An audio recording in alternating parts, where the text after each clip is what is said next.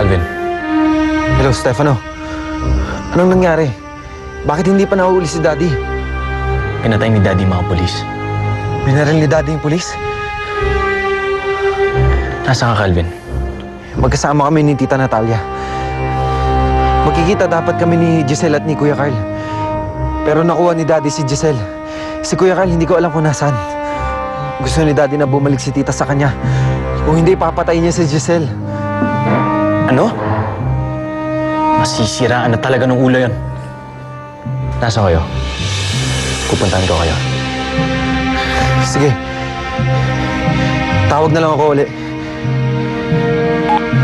Stefano, anong nangyayari sa labas?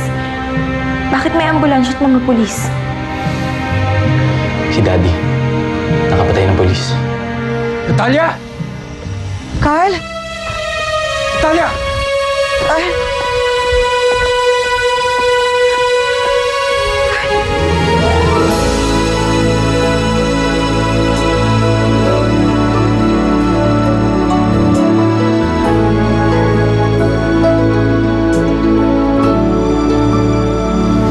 Saan ka pupunta? I have to save Giselle.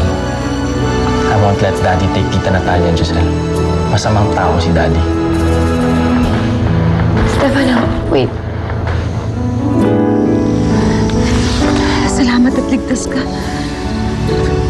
Natalia, meron akong masamang balita. Si Giselle hindi ko kasama. Nakuha siya ni Giorgio. Alam ko. Tumawag sa amin si Giorgio. Carl. Sabi niya, papatayin daw niya si Giselle kapag hindi ako sumama sa kanya.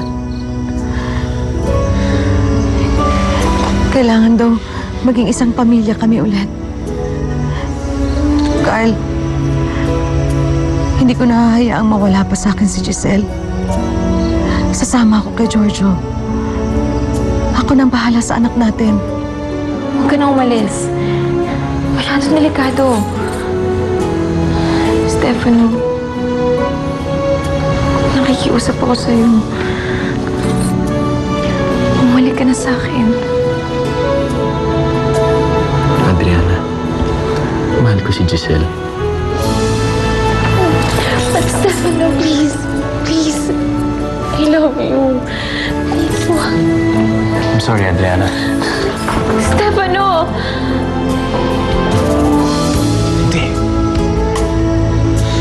Hindi ako papayag.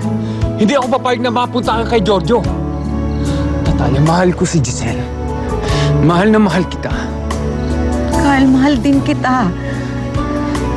Pero sa pagkakataong to, kailangang isipin natin si Giselle.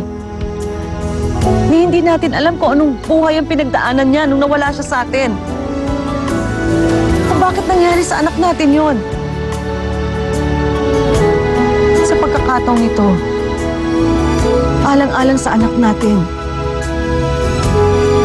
Hayaan mo na ako.